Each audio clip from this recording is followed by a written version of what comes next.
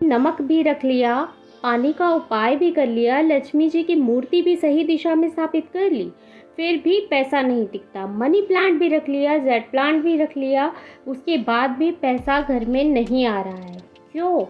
क्योंकि वास्तु दोष सिर्फ हमारी दीवारों में नहीं होता है, हमारे सोचने और समझने की शक्ति में भी होती है। नकारात्मकता हमारे अंदर भी होती है, केवल घर में नहीं होती है। अगर धन की सोच में दोष है तो कोई भी उपाय फलदायी नहीं होगा। आज हम इस वीडियो में जानेंगे 7 ऐसी गलतियां जो हम करते हैं रोजाना, जो हमारे सोचने और समझने के दायरे को ही नहीं सीमित करती है, हमारे पैसे के आवागमन को भी रोकती है। तो आइए वीडियो को स्टार्ट करते हैं। इसके पहले चैनल पर नए आए हो तो प्लीज़ सब्सक्राइब कर लो हमारे चैनल को और बेल आइकन को प्रेस कर दो, ऐसे वीडियो की नोटिफिकेशन आप तक पहुंचती रहेगी। जो हमारा फर्स्ट पॉइंट है ये है पैसा कमाना गलत है। ये सोच ही सबसे बड़ा दोष है।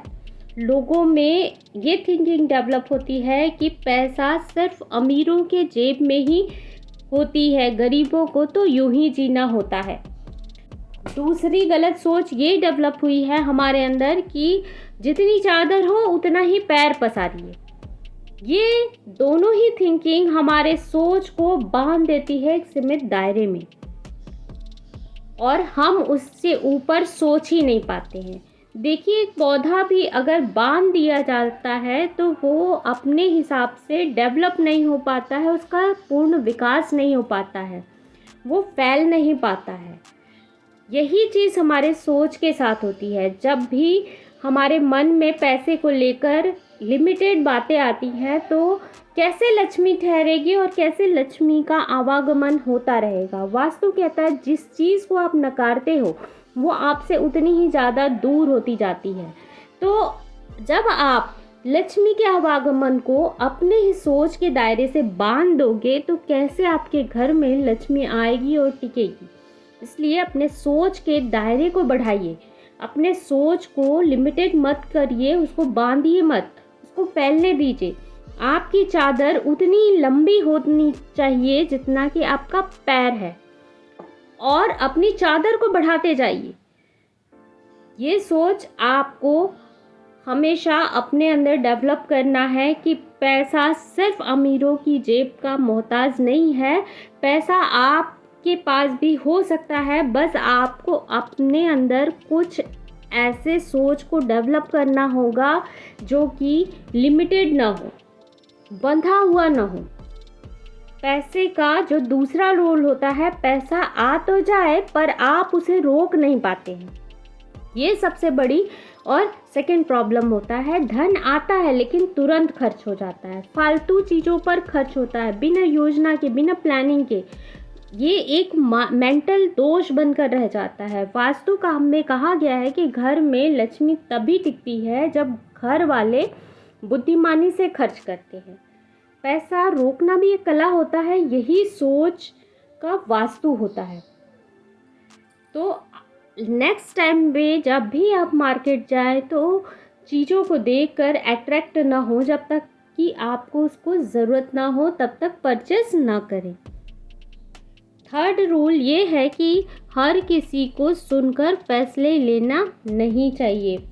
फलाना रिश्तेदार बोलेगा पैसा बैंक में रख दो तो बैंक में रख दिया, कोई बोलेगा सोना ले लो तो सोना खरीद लिया, कोई कहेगा कि यहाँ निवेश कर दो तो वहाँ निवेश कर।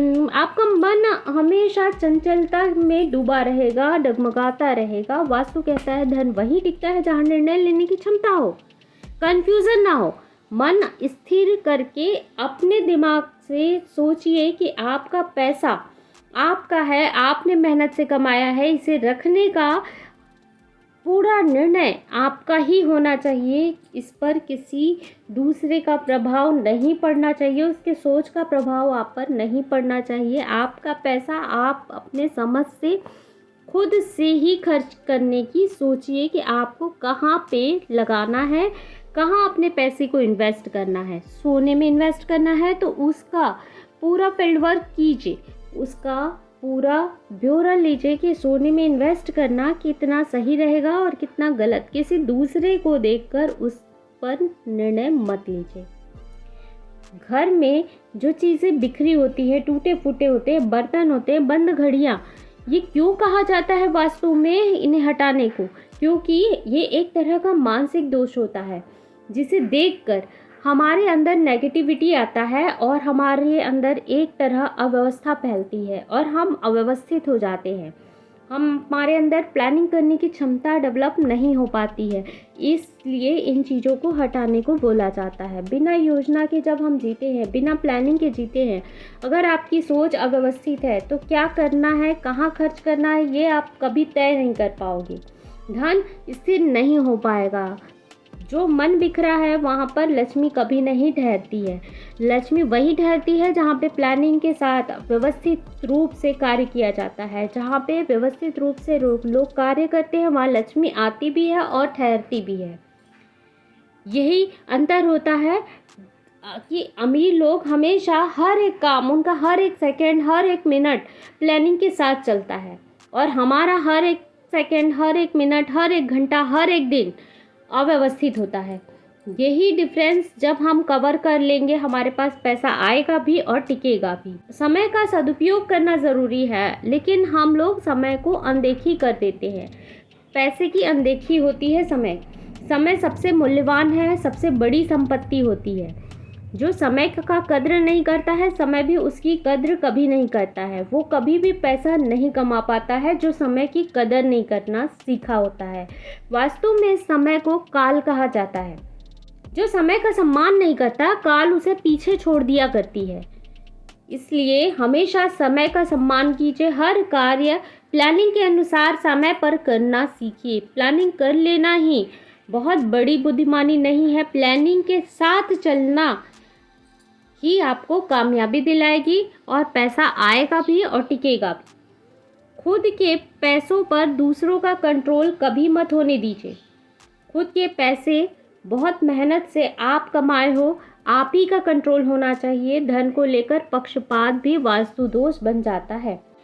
जहाँ पर बराबर का अधिकार होता है और बराबर की जिम्मेदारी होती है, वहीं पे समृद्धि भी टिकती है। तो अगली बार जब आप सोचें कि नमक रखा है, पानी रखा है, मनी प्लांट रखा है, फिर भी धन क्यों नहीं टिक रहा है, तो इन बातों पर गौर ज़रूर कीजिएगा। बिना इन बातों को अपने अंदर एडॉप्ट किए आप कभी भी धन का आवागमन अपने घर में नहीं करा सकते हो। इसलिए हमें अपना कर्म ज़रूर करना चाहिए।